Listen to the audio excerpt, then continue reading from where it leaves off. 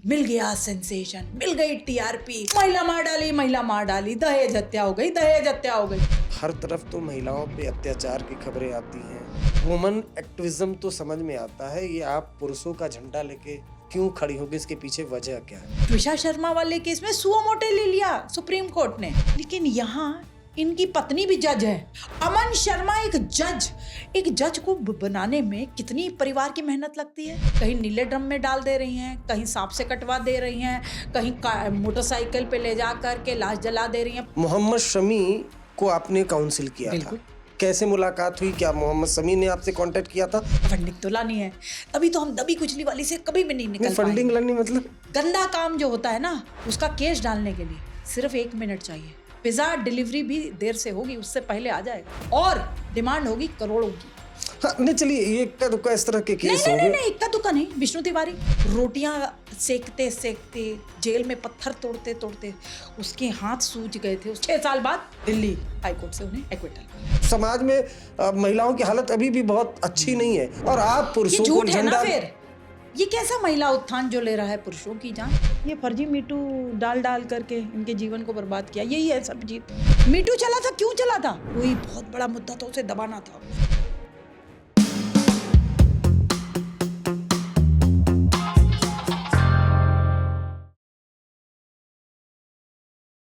नमस्कार, आज तक रेडियो के स्पेशल पॉडकास्ट में आपका स्वागत है। आप देख और सुन रहे हैं अपना पसंदीदा शो। इस शो में हम लोगों से मिलते हैं, बातें करते हैं, कहानियां सुनते हैं उनसे जिनका कभी न कभी किसी न किसी तरह से क्राइम से लेना देना रहा है। दोस्तों, शो की शुरुआत में सबसे पहले हम आपको शुक्रिया कहना चाहेंगे क्योंकि आपके शो क्राइम ब्रांच को ये अवार्ड मिला है। गोल्डन माइक अवार्ड है बेस्ट पॉडकास्ट शो का।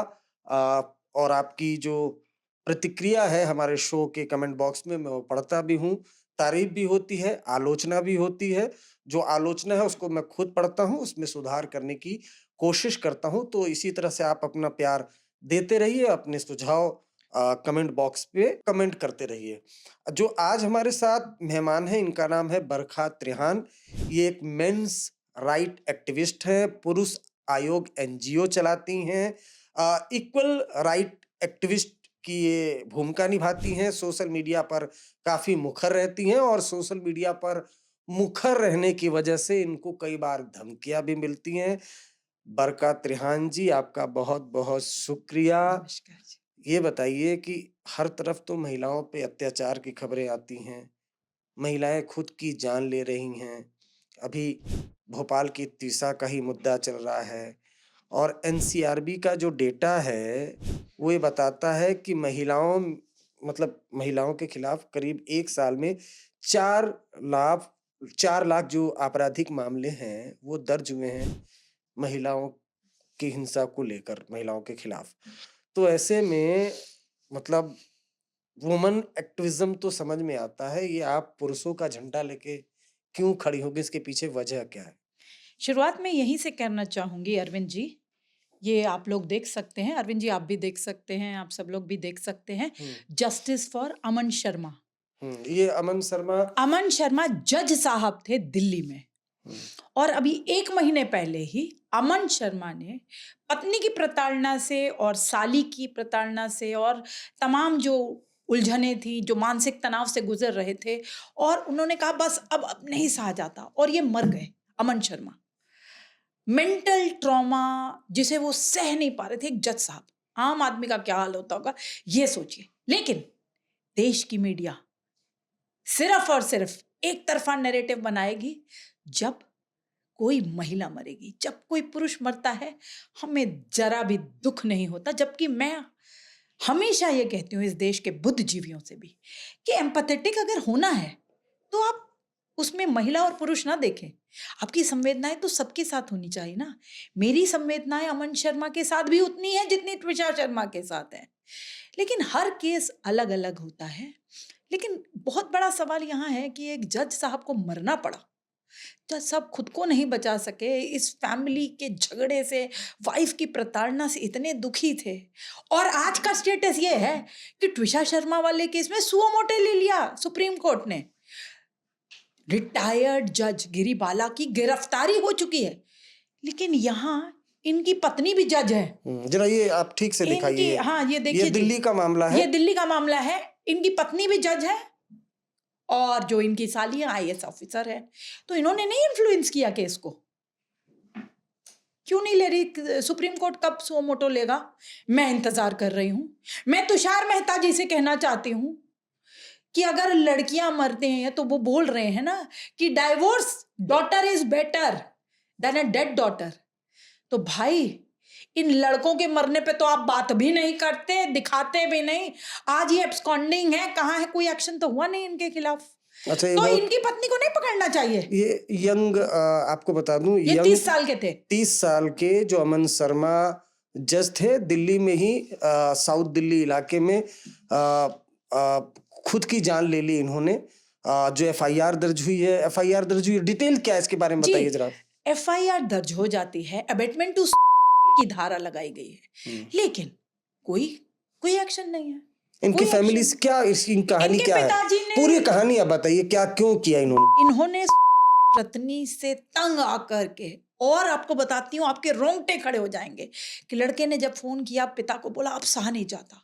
और पिता आए हैं दिल्ली, पिता बाहर बैठे हैं और पूछ रहे हैं कि क्या हो गया, किस बात की लड़ाई है। पत्नी से पूछ रहे हैं तो आपस में लड़ रहे हैं। वो पिताजी बाहर बैठे हैं और लड़ने के बाद जब लड़की बाहर आती है तो पिताजी कहते हैं कि कहाँ है बेटा?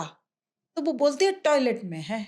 तो टॉयलेट का दरवाजा बंद था। वो कहती है चाबी दे दो। पिता कहते हैं चाबी दे दो तो मैं बाहर से खोल देता हूँ। बाहर से भी खुल जाते हैं ना आजकल के जो मकान बनते हैं उनमें टॉयलेट्स। तो वो उन्होंने चाबी नहीं दी और वो वहां से फरार हो गई, निकल गई। और अब दरवाजा तोड़ने में तो 1 आध घंटा लगेगा। आप बुलाएंगे, मदद मांगेंगे, तब तक तो लड़का मर गया था। लेकिन अगर टाइम से दरवाजा भी खुल जाता तो भी वो फांसी से, जो उसी की चुन्नी के से फांसी लगाया है लड़की की, तो भी बच जाता। अब ये देखिए कितनी निर्दयी वो औरत थी जो देखती रही कि मेरा हस्बैंड तिल तिल के मर रहा है। अंदर टॉयलेट में जाकर के उसने कितना कराहा होगा, कितना कराहा होगा, लेकिन उसे कोई फर्क नहीं पड़ा और उसने मरने दिया। अमन शर्मा एक जज को बनाने में कितनी परिवार की मेहनत लगती है। आप सोचिए, छोटी सी जगह। मैं प्रेयर मीटिंग में भी गई थी अलवर, 2,500-3 हजार लोग प्रेयर मीटिंग में आए थे। तो मेरा तो सवाल उनसे था, भाई लोगों आप सब मिलकर के अमन शर्मा को वापस ले आओ। प्रेयर मीटिंग में दुख जताने आप आए, लेकिन ये बेचारा खून के आंसू रो रहा था। तब आप सब कहाँ थे? परिवार में पिता ने मुझे कहा कि हमें तो नहीं बताता था ज्यादा कि माँ बाप दुखी हो जाएंगे, माँ बाप वैसे ही बीमार रहते हैं तो परेशान नहीं करूंगा। लेकिन बहन को बताता रहता था थोड़ा थोड़ा। लेकिन कभी हमने ये नहीं सोचा था कि ये इतना इतना ज्यादा दुखी है कि मर ही जाएगा। और ऐसी पत्नी हमने तो कभी सोची भी नहीं थी कि सामने लड़का मर रहा उसे मरने दिया, इसने उसे बचाया नहीं। जो बचाने के लिए आया उसको चाबी नहीं दी। जब तक मैं इतना असहाय था, जब तक मैंने उसको खोला, दरवाजे को तोड़ा, जो भी किया उन्होंने, तब तक तो लड़का मर चुका था। जब लेके गए तो वो डिक्लेयर्ड डेड था। अच्छा, इसमें जो आरोप है इनकी पत्नी पर है जो खुद जज हैं, जी, और इनकी साली पर है साली जो IAS महिला ऑफिसर। आईएएस ऑफिसर है। जी, और अभी दोनों गायब हैं। तो हमारा देश क्यों नहीं पूछता? Nation doesn't want to know कि ये कहाँ है। इस पे तुषार मेहता जी क्यों नहीं ले रहे सुओ मोटो? तो सुप्रीम कोर्ट क्या सो रहा है? तो इसमें पुरुष आयोग एनजीओ, जो आपका एनजीओ है, क्या करता है ऐसे मामलों पर? मैंने तो इनको पूरी, सबसे पहली बात तो हमारा ये होता है कि ये तो यहाँ पर तो बेचारा लड़का मर गया है। हम तो सभी केसेस में इमोशनल सपोर्ट देते हैं सभी को। अब जहाँ लड़का मर जाता है वहाँ तो हम भी बहुत बहुत दुखी हो जाते हैं कि आज तक हमने जो भी किया, एक्टिविज्म की हमने, सब, इस देश के कोई मंत्री नहीं, आप नाम लीजिए कि उस मंत्री का, कितने 4 कानून मंत्रियों से तो लगातार मैं मिल चुकी हूँ इन सालों में।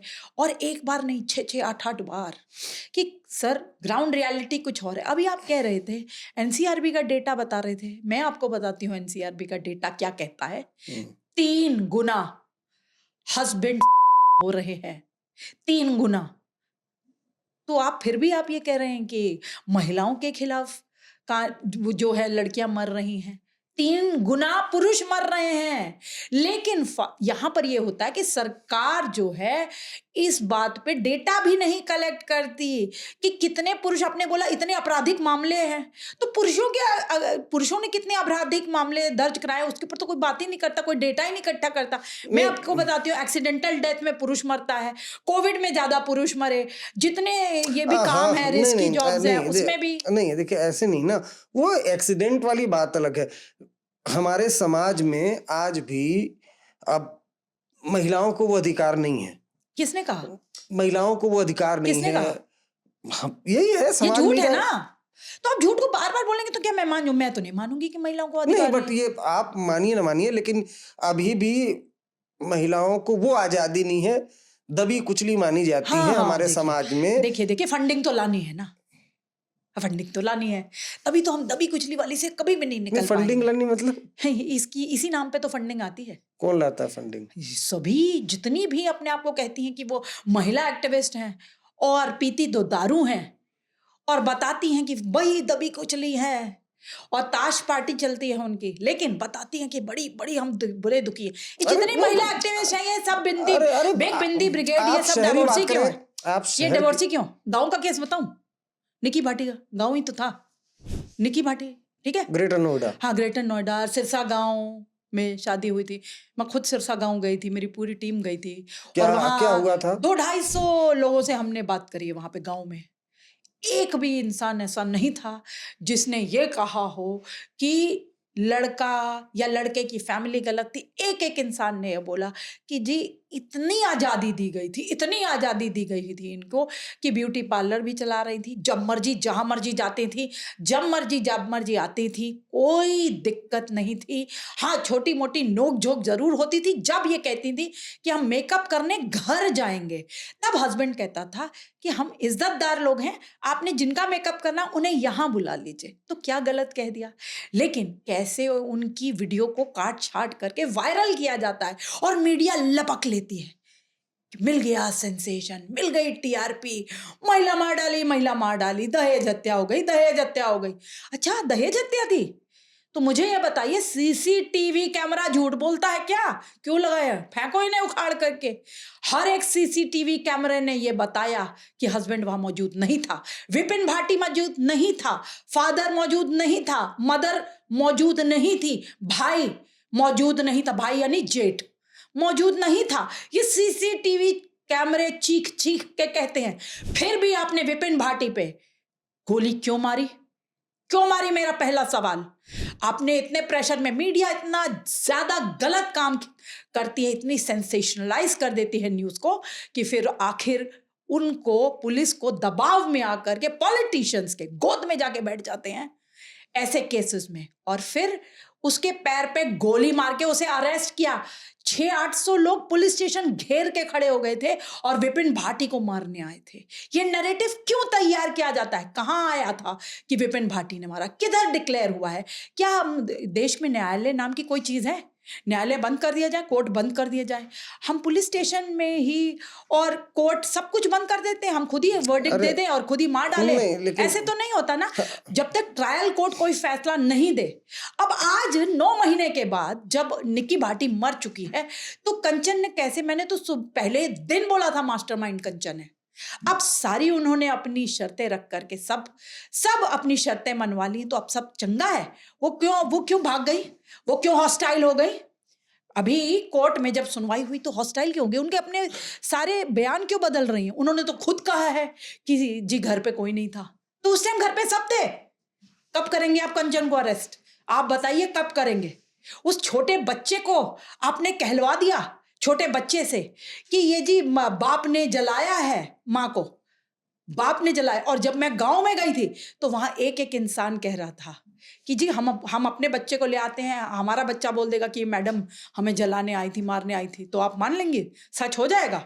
वो झूठ बुलवाया गया था बच्चे से। बच्चे तो छोटे होते हैं, उनको जो बोल दिया जाए वो बोल देते हैं। वो झूठ बोला गया था सेंसेशन क्रिएट करने। लड़की मरी तो ना, तो लड़की मरी किस कारण मरी? आप ये आपने सोचा? वो ब्यूटी पार्लर चलाती थी, ब्यूटी पार्लर में ऐसी टोन था, रोज ये लड़कियां रील बनाती थी और रील बनाई गई थी। और उसी रील बनाने के वक्त निकी भाटी ने जोर जोर से कहा था, आप याद रखिए, उस वीडियो को रिप्ले करिए, उसने ये कहा था, इस बार बचा ले बहन, इस बार बचा ले, इस बार बचा ले, मतलब कि एक जो उन्होंने प्रैंक किया था वो गलत चला गया। और यही बात है जिसकी वजह से सीसीटीवी कैमरे में हस्बैंड नहीं है। अगर हस्बैंड नहीं था तो जलाया किसने? सिर्फ ये दोनों बहनें ही तो घर में थी, तो जलाया किसने? हस्बैंड छोड़िए, पूरा खानदान, जितने भी माँ बाप जो भी हैं, भाई बहन, कोई भी नहीं था घर में, तो किसने जलाया? कंचन मास्टरमाइंड है, इसीलिए हॉस्टाइल चली गई है। अब ये कह रहे हैं हमने पंचायत में बैठ के फैसला कर लिया। कौन सी panchayat? Police station, criminal case है, कभी बंद नहीं होना चाहिए। ट्रायल चलेगा, हालांकि बिल्कुल ट्रायल चलना चाहिए। आपकी बात ये काफी हद तक देखिए। निक्की भाटी ग्रेटर नोएडा में एक लड़की थी जिसकी मौत हुई थी जलकर, और काफी हंगामा हुआ था। उसके हस्बैंड को पुलिस ने इनकाउंटर के बाद अरेस्ट किया था, लेकिन अब ये खबर आ रही है कि जो दोनों परिवार हैं उसमें सुलहनामा हो गया है। जो कंचन है, उसकी सिस्टर जब क्राइम के वक्त वहां मौजूद थी, अब वो आ, अपने पति के साथ कहीं और रहेगी। प्रॉपर्टी और तमाम चीजें, ये सारा ये एक तरीके से समझौता हुआ है, लेकिन ट्रायल चलेगा। तो ये आपकी बात तो मैं 1 मिनट इसमें ऐड करना चाहती हूँ कि ये तकरीबन 3-4 महीने, 5 महीने ये सारा परिवार जेल में रहा है। सारा परिवार, सास, ससुर और भाई उसका जो जेठ था, और अभी भी विपिन भाटी अभी भी जेल में है। तो आखिर क्या हमने ये सिर्फ सेंसेशन क्रिएट करनी होती है, एक नैरेटिव क्रिएट करना होता है डाउरी डेथ का, कि सच्चाई तो कोसों दूर है?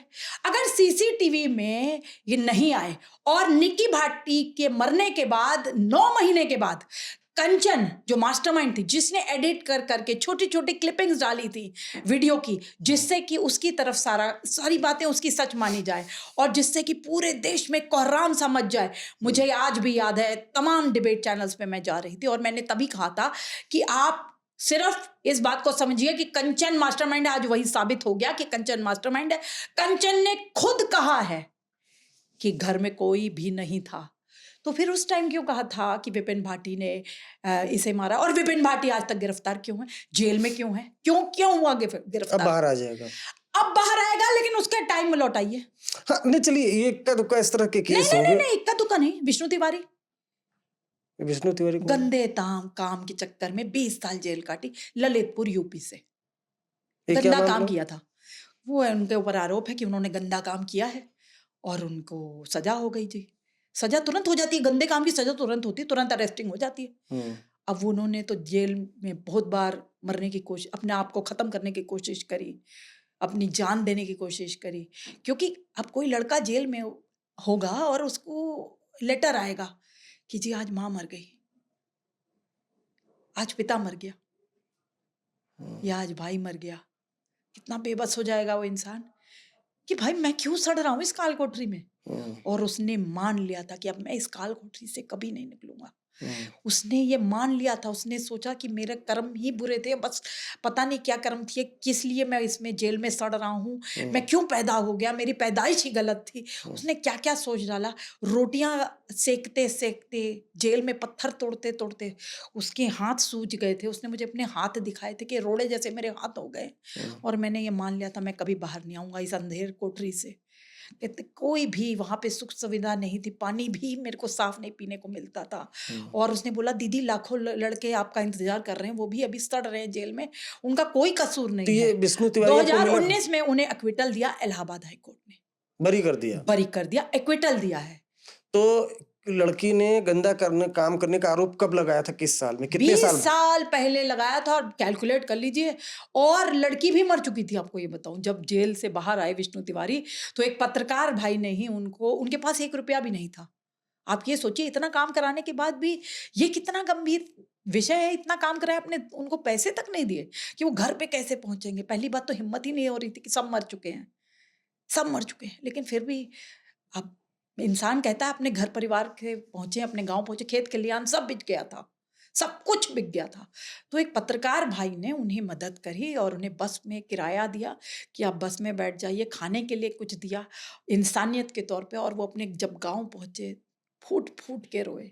आज भी वो फूट फूट के रोते, मेरी बातचीत होती रहती है, क्योंकि हम उनकी कॉम्पनसेशन की फाइट, ये लड़ाई लड़ रहे हैं और हम चाहते हैं कि उन्हें कॉम्पनसेशन मिले।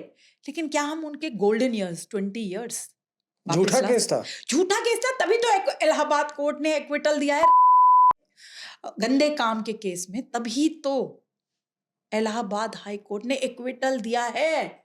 सर्वजीत का केस, सर्वजीत रेड लाइट पे खड़ा था, यही दिल्ली की रेड लाइट पे, दिल्ली में तिलक नगर के पास रेड लाइट पे खड़ा था, जहां 100-200 लोग होते हैं हमेशा, इतनी बिजी रेड लाइट है।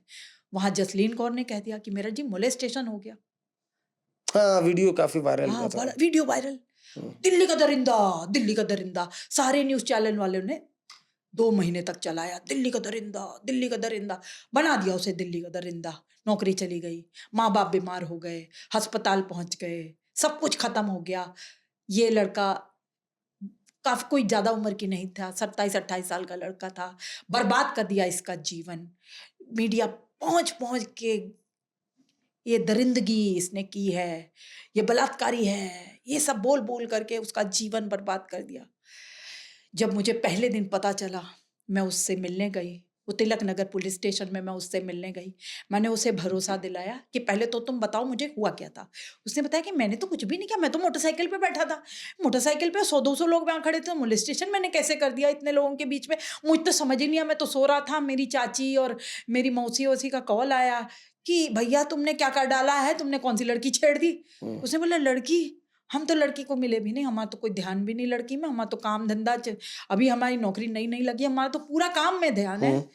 तो फिर जब पुलिस आ गई, उसको उठा के ले गई, तो हम उससे मिलने गए। हमने बोला बिल्कुल डरिए नहीं, हम आपके साथ हैं इस लड़ाई में, अगर आपने कुछ गलत नहीं किया तो हम आपके साथ गलत नहीं होने देंगे। 6 साल बाद दिल्ली हाई कोर्ट से उन्हें एक्विटल मिला। कैसे मिल गया एक्विटल, हुआ क्या था? वो झूठ फरेबी लड़की थी, भाग गई कनाडा, तो कभी आई नहीं। क्यों आरोप लगाया? ये बेचारी 6 साल जेल में, अरे सॉरी, कोर्ट जाता रहा।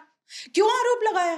भाई किसी को भी आजकल लाइमलाइट में आना है, अरे अटेंशन नहीं, सीकर्स, ऐसा थोड़ी नहीं होता है। तो ये आपके अटेंशन कहने मतलब कि लड़कियां अटेंशन के लिए आरोप लगा देती हैं ऐसे फर्जी? आपको क्या लग रहा है मैं झूठ बोल रही हूँ? ये आप आदमी की छोटी सी कार्यकर्ता थी उस टाइम, और ये लाइमलाइट में आना चाहती थी, इसने ये किया। आप बताइए, जब इसने कुछ किया ही नहीं तो इसके ऊपर काहे के लिए? आप बताइए, आप अपने आप को इमेजिन करिए, आप रेड लाइट पे खड़े हैं, आप छोड़ देंगे उस लड़की को कि ये मेरी जिंदगी बर्बाद करती है? ये बेचारा तो कुछ कर भी नहीं पाया, वो भाग गई कनाडा, और ये वो लाइमलाइट में आई और अपना निकल गई कनाडा, उसके पास तो पैसा आ गया, वो भाग गई। ये बेचारा 6 साल तक कोर्ट के केस लड़ता रहा, लड़ता रहा, लड़ता रहा। आप देखिए 6 साल में कितनी बर्बादी हो गई इसके जीवन हाँ में। ठीक है, 6 साल बाद इनकी शादी हुई, उसमें भी मैं गई थी। अच्छा, शादी हो गई। जी बिल्कुल, हमारे जो हम जिनके साथ रहते हैं उनके साथ बहुत पारिवारिक रिश्ते बन जाते मेरे हैं। को एक बात बताइए कि ऐसे कौन से मामले आपने विटनेस किए जिसकी वजह से आप पुरुषों के अधिकार में खड़ी हो गई? ऐसा क्या था, ऐसा मामला कौन वो सा? ऐसा सबसे मामला पहला पूछ रहे हैं आप मुझसे? मतलब क्यों आप ये, मतलब सभी लोग इस देश में महिलाओं के उत्थान में, वुमेन एक्टिविज्म में खड़े होते हैं, फेमिनिज्म की बात की जाती है, और सही भी है क्योंकि समाज में महिलाओं की हालत अभी भी बहुत अच्छी नहीं है, और आप ये पुरुषों को झूठ है ना झंडा। फिर? ये कैसा महिला उत्थान जो ले रहा है पुरुषों की जान? अरविंद जी, ये कैसा महिला उत्थान जो ले रहा है पुरुषों की जान? आप महिला उत्थान कब तक करेंगे? वुमेन एम्पावर्ड है, बहुत एम्पावर्ड है। अगर एम्पावर्ड ना होती तो आप ये बताइए ये कि शहर में आप देख रही है ना, मैं गाँव में गांव तो की आपको कहानियां सुनाऊंगी तो आप हैरान रह जाएंगे। ये जमीन खोद करके अंदर लाश गाड़ देती हैं, पता भी नहीं चलने देती। आप गांव का मुझे मत बताइए। कहाँ वो गाड़ दी? खूब लड़ी मर्दानी, वो तो झांसी वाली रानी थी। रोहतक क्या है? बताइए बताइए, खूब लड़ी मर्दानी, वो तो झांसी वाली रानी थी। रोहतक सिस्टर्स, मैंने डे 1 पे कहा था नार्को टेस्ट कराओ इनका, दूध रोहतक का दूध। सिस्टर क्या था? क्या मतलब? रोहतक गांव है कि नहीं पहले ये हाँ बताइए। हाँ, रोहतक है ना, तो हरियाणा में। उसमें बस में ट्रैवल कर रही थी, हाँ, बस की 2 लड़कियां, हम्म बस की सीट में की लड़ाई हुई और उसमें उन्होंने 3 लड़कों की जिंदगियां बर्बाद करी। उनके ऊपर आरोप लगाए कि इन्होंने हमारा सेक्सुअल हैरेसमेंट करा है। और आपको उसके बाद का तो पता ही है, उसके बाद मीडिया क्या चलाती है? इनाम आते हैं पॉलिटिशियन से, कोई 20,000, कोई 50,000, कोई सरकारी नौकरी तक मिल गई थी। और क्या कहा था? खूब लड़ी मर्दानी, वो तो झांसी वाली रानी थी। अरे यार, झांसी की रानी को तो छोड़ दो। झांसी की रानी ने इस देश के लिए, वीरांगना थी वो, उसने लड़ाई करी थी, वॉर लड़ा था। आप उससे मत कंपेयर करिए इन झूठी औरतों को। जब नार्को टेस्ट हुआ तब इन्होंने सब उगल दिया कि एक सीट की छोटी लड़ाई की वजह से इन्होंने 3 लड़कों के नाम लिए थे और 3 लड़के जो थे उसमें से 2 आर्मी में जा रहे थे, एक पुलिस में। उन सबका जीवन बर्बाद कर दिया। और आज भी यूके, विदेशों से, यूएस से कॉल आते हैं उनके परिवार में और वो उनसे पूछते हैं कि आपने मोलेस्टेशन कैसे किया था, आप ये बताइए। तो हमारे देश की छवि बर्बाद हो रही है। अब आ जाते हैं आपको सौरभ वाले हत्याकांड की। मेरठ में बता देते, क्राइम सीन की आप बात कर रहे थे तो मुझे क्राइम सीन पे मैं खुद गई थी, तो मैंने देखा था सौरभ हत्याकांड, जिसमें 17 पीस करके सौरभ को सीमेंट के ड्रम में डाल दिया गया। नीले ड्रम में? नीले ड्रम में, नीले ड्रम का कहर। अच्छा, मैं आपको अभी बीच में बता रही थी ना एनसीआरबी का डेटा 3 गुना जो बता रही थी, जो लड़के अपनी जान ले लेते हैं, उसमें 1 गुना और ऐड कर दीजिए। नीले ड्रम के कहर वाले बहुत हैं, उसको 1 और गुना ऐड कर लीजिए तो 4 गुना हो जाता है। नीले ड्रम का कहर इतना बढ़ गया है, इतना बढ़ गया है, कहीं नीले ड्रम में डाल दे रही हैं, कहीं सांप से कटवा दे रही हैं, कहीं मोटरसाइकिल पे ले जा करके लाश जला दे रही हैं। पहले यहीं दिल्ली के द्वारका में नींद की गोलियां दे दे करके आशिक के साथ इंस्टाग्राम पे पूछ रही थी कैसे मारूं इसको, नींद की गोलियां दे दी, मरा नहीं अभी, तो उसने बोला इंस्टाग्राम पे कि अब इसको इलेक्ट्रिक शॉक दे, फिर इलेक्ट्रिक शॉक। ये दिल्ली के द्वारका में।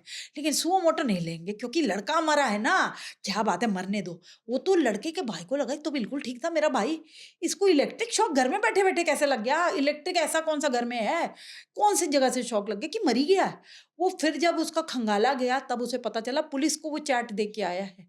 पुलिस नहीं कुछ काम करती है तो घर वालों ने अच्छा, काम ये किया। वाला आप मुझे याद है ये इंसिडेंट, द्वारका वाला। ये पूरा जरा बताइए कहानी क्या थी हमारे दर्शकों को।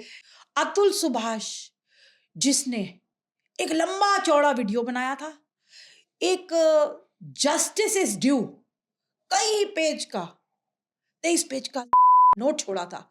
हर नोट पे अतुल सुभाष ने जस्टिस इज ड्यू लिखा था और ये लिखा था कि मेरे साथ जिन्होंने प्रताड़ना करी उन्हें कड़ी से कड़ी सजा दिलनी चाहिए, और जिन्होंने मुझे मजबूर किया, फोर्स किया मरने के लिए, उन्हें कड़ी से कड़ी सजा मिलनी चाहिए। तो कड़ी वाइफ सजा अरेस्ट हुई? बता तो रही हूँ, हाँ कड़ी सजा बता रही हूँ।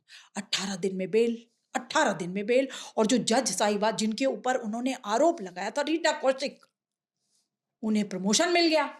प्रमोशन अभी नहीं आ रहे। गिरिबाला अरेस्ट क्यों हुई?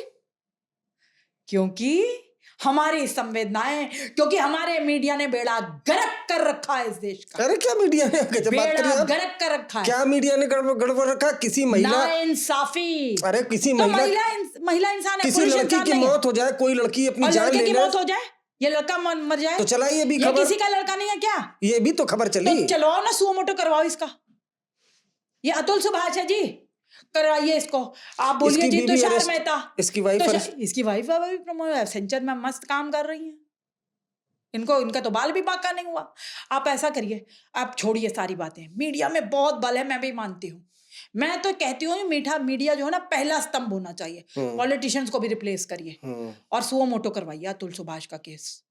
सुओ मोटो इधर, ये देखिए अमन शर्मा जज साहब थे, 30 साल के थे बेचारे, छोटे से, अभी 35 साल की इनकी उम्र थी। इनके पिताजी ने मुझे बोला कि 35 साल मेरे लड़के की नौकरी बची हुई थी, उसमें वो क्या क्या करता।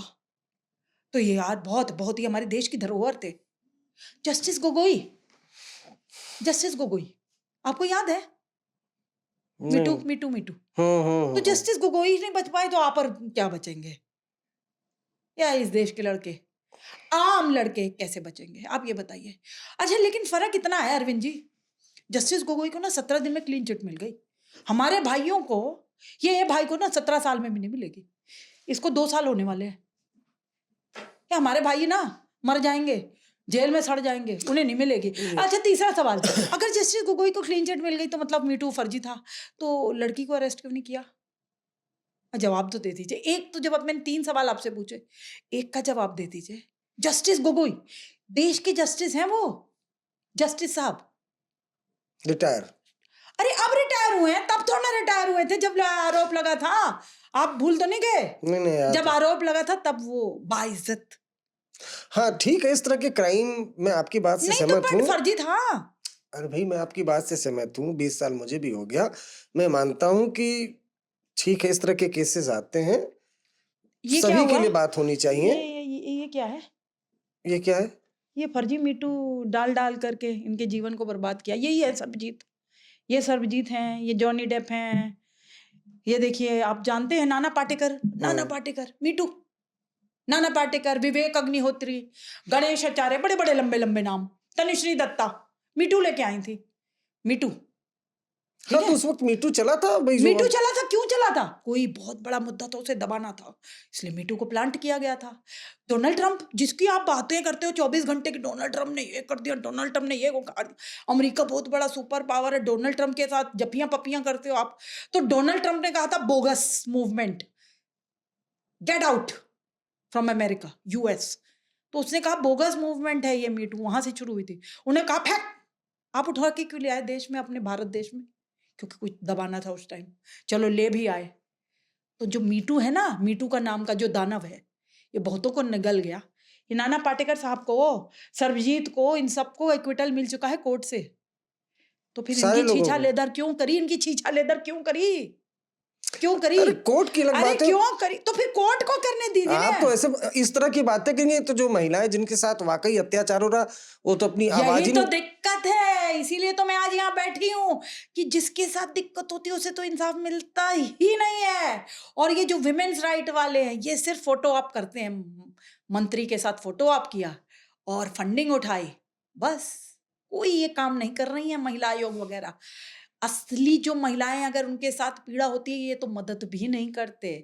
और जो फर्जी केसेस है उनको उठा करके उन पे टीआरपी मिलता, तो उनके आपको ऊपर कहने का मतलब कि सब महिलाएं झूठ बोलती हैं, महिलाओं पे अत्याचार नहीं हो रहा है, ये कहने का आपका मतलब? मैं तो ये कह रही हूँ कि महिलाएं बहुत एम्पावर्ड हैं, पुरुषों से ज्यादा एम्पावर्ड है। नहीं। महिलाएं चाहें, महिलाएं तो जननी है, और मेरी कोई किसी महिला से लड़ाई नहीं है। पुरुष और महिला एक दूसरे के पूरक हैं, न महिला पुरुष के बगैर है, न पुरुष महिला के बगैर। तो जब हम पूरक हैं तो ये जेंडर वॉर आखिर कर कौन रहा है? ये जेंडर वॉर है। और जो आप बार बार बोल रहे हैं ना कि नहीं महिलाएं पीड़ित, तो फिर मेरे सवाल का आप जवाब क्यों नहीं दे रहे? अगर महिलाएं पीड़ित हैं तो आखिर 4 गुना पुरुष आत्महत्या क्यों हो रही है? पुरुषों को शौक होगा, खैर, है ना, खुशी खुशी डांस करते करते नहीं, तो मरते हैं। बिल्कुल, वो तो नहीं नहीं, वो खुश महिलाएं भी होके मर जान ले जाते हैं। रही हैं, अब तो पुरुष भी जान ले रहे हैं। डेटा तो चीख चीख के 4 गुना मैं बता रही हूँ, और मैंने घर में नहीं तो तैयार मैंने भी किया। तो आपको डेटा मैंने बताया। आपको एनसीआर, तो पुरुषों का तो डेटा ही नहीं इकट्ठा करते अरे आप। मैं मैडम वही तो बोल रहा हूँ कि अभी इस सोसाइटी में, हमारे समाज में, वही पहले घूंघट निकालती थी, फिर धीरे धीरे अभी महिलाओं को वो अधिकार, वो एम्पावरमेंट नहीं मिला। अभी देखिए महिला आरक्षण अटका हुआ है। महिला आयोग है सर, है। हम्म। तो पुरुष आयोग क्यों नहीं है? सरकार क्यों नहीं बना रही?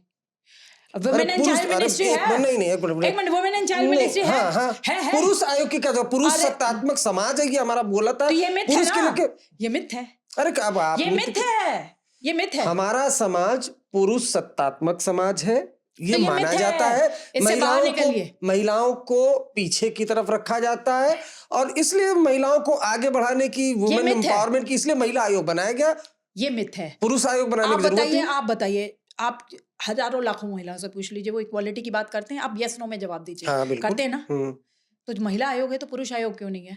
वुमेन एंड चाइल्ड मिनिस्ट्री है तो मेंस मिनिस्ट्री क्यों नहीं है? हमारी तो मांग है, 15 साल हो गए हमें मांगते हुए, कि क्यों नहीं है?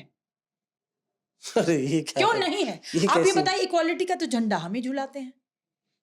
आप ये बताइए, ये मैंने आपको दिखाया अमन शर्मा, ये मैंने आपको दिखाया अतुल सुभाष, ये मैंने आपको दिखाया अमन शर्मा। कितने लोग सड़कों पे उतरे, कैंडल मार्च, कितने, कहाँ है वो लड़कियां? इनके सीने में दिल नहीं है? इनके लिए ये किसी के घर का बेटा नहीं है? इसकी माँ नहीं रो रही, इसके पिता नहीं रो रहे, इसकी बहन नहीं रो रही? आपका दिल क्यों पसीजता है जब सिर्फ महिला मरती है? ट्विशा के लिए सुप्रीम कोर्ट ने सो मोटो ले लिया, इनके लिए सो मोटो क्यों नहीं ले रहे? ये हमें ये बताइए कि हमारे लिए सिर्फ महिला इंपॉर्टेंट है क्या, पुरुष उतने इंपॉर्टेंट नहीं है? मैं आपको की दर बद से बदतर होती जा रही है। आज गंदा काम जो होता है ना, उसका केस डालने के लिए सिर्फ 1 मिनट चाहिए। पिज्जा डिलीवरी भी देर से होगी, उससे पहले आ जाएगा, और डिमांड होगी करोड़ों की, करोड़ों की डिमांड होगी। और जब आप करोड़ों रुपए देंगे तब आप बाइज्जत निकल सकते हैं केस से। और ये मतलब आपके कहने में तो आउट ऑफ कोर्ट सेटलमेंट है। अभी एक लड़की मीडिया में काम करती है, उसके भाई के ऊपर, मैं लड़की का नाम नहीं लूंगी, उसके भाई के ऊपर गंदे का काम का आरोप आया। उसने मुझे कांटेक्ट किया। पहले तो उसने बोला कि बहुत मुश्किल से आपका नंबर मिला है, ये वो, बड़ा रोना धोना। मेरे पिताजी मर चुके हैं, उन्हें लगा कि शायद मैं पैसे चार्ज कर लूंगी। मैं कोई पैसा नहीं चार्ज करती, 1 रुपया भी हमारा एनजीओ विक्टिम से नहीं चार्ज करता। उन्होंने बहुत रोना धोना किया था। खैर मैंने उन्हें बताया कि आप बेझिझक अपनी बात रख सकती हैं, हम कोई पैसा नहीं चार्ज करेंगे। उन्होंने बोला कि मेरी माँ का डायलिसिस हो रहा है और मेरे पिताजी मर चुके हैं और मेरा भाई तिहाड़ जेल में बंद है। आप मैडम कुछ करिए, हमारी मदद करिए। आप ये द्वारिका वाला क्या बता रही थी कहानी, वो जो था वो, अच्छा मेरा एक सवाल है जो इम्पोर्टेंट है। मोहम्मद शमी को आपने काउंसिल किया था, बिल्कुल। कैसे मुलाकात हुई? क्या मोहम्मद शमी ने आपसे कांटेक्ट किया था? क्या मुलाकात हुई, क्या बातचीत हुई, डिटेल में बताइए, कैसे काउंसिल किया? मोहम्मद शमी के भाई से मुझे उनका नंबर मिला था। हम्म, जिस टाइम आदमी के ऊपर इस तरीके के आरोप होते हैं, चाहे वो पत्नी लगाए, चाहे वो गर्लफ्रेंड लगाए, चाहे बहन, अच्छा चौंकीगा मत कि बहन भी लगाती है, बहन भी आजकल केस डाल रही हैं भाइयों के ऊपर प्रॉपर्टी सेटलमेंट पे। तो सारी अच्छा। सारी कैटेगरीज हैं। अब आप, मैं मोहम्मद शमी का कंप्लीट कर दूं, फिर आपको उसके बारे में बता दूंगी, बहुत कॉमन है। हम्म, तो मोहम्मद शमी को मैंने कांटेक्ट किया। मुझे पता है कि इस टाइम बहुत वो टूटा होगा और वो एकदम अंधेरे कमरे में रो रहा होगा, बैठा होगा। मेरे मन में उसकी पूरी छवि थी।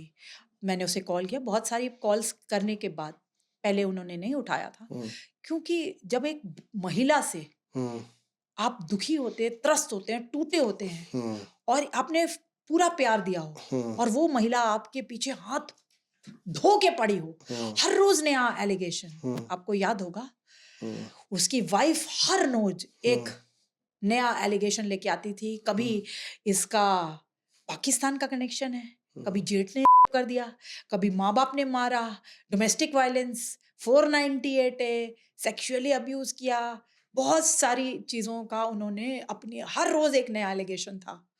खाने को नहीं देते थे, ऐसे एलिगेशंस लगाए। जबकि मोहम्मद शमी ने 22 लाख का हार कुछ ही दिन पहले उन्हें दिलाया था। तो अब मैं आपको बताती हूँ कि मोहम्मद शमी को हमने बहुत बहुत अच्छे से समझाया कि सिर्फ आपके साथ नहीं हो रहा है। और मैंने उनको अपना फर्स्ट वीडियो शेयर किया, जो मैंने किसी चैनल पे बैठ करके बताया था। और वहाँ पे चैनल पे मुझे बुलाया गया था, महिला दिवस था। मैं बहुत थकी हुई थी, मैं जाना नहीं चाहती थी, लेकिन उन्होंने कहा कि नहीं, आपका आना बहुत ज़रूरी है, बीसीसीआई मोहम्मद शमी को निकाल रहा है। तब मैंने कहा कि एक आरोप ही तो है, अभी कहीं तो सिद्ध नहीं हुआ। बीसीसीआई को कैसे लग रहा है कि एक आरोप पे वो एक इतने बढ़िया क्रिकेटर को, क्या बढ़िया खेलता है और इंडिया की एक जान है मोहम्मद शमी, आप कैसे इसका पूरा करियर बर्बाद कर देंगे? और कैसे उनके फैंस भी नहीं चाहेंगे कि ऐसा हो, और मैं भी कतई नहीं चाहूंगी कि हम एक इतने बड़े क्रिकेटर को खो दें।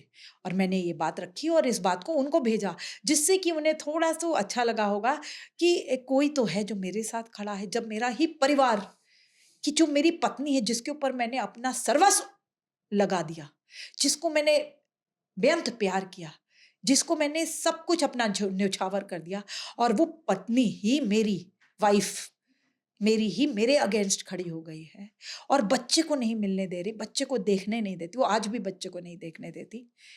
तो कितना दुखद था। और मैंने उन्हें कहा कि आप सब चीजों से उभर जाएंगे, लेकिन क्रिकेट को बहुत अच्छे से खेलना है, इसके लिए आप मेंटल ट्रॉमा में ना जाएं। आपको जब लगे, आपको जो आपका पैशन है, जो आपको खुशी देता है, वो काम करिए, लेकिन पूरा फोकस आपका क्रिकेट पे होना चाहिए। ये केस खत्म हो जाएंगे और ये केस कभी चलते रहते हैं।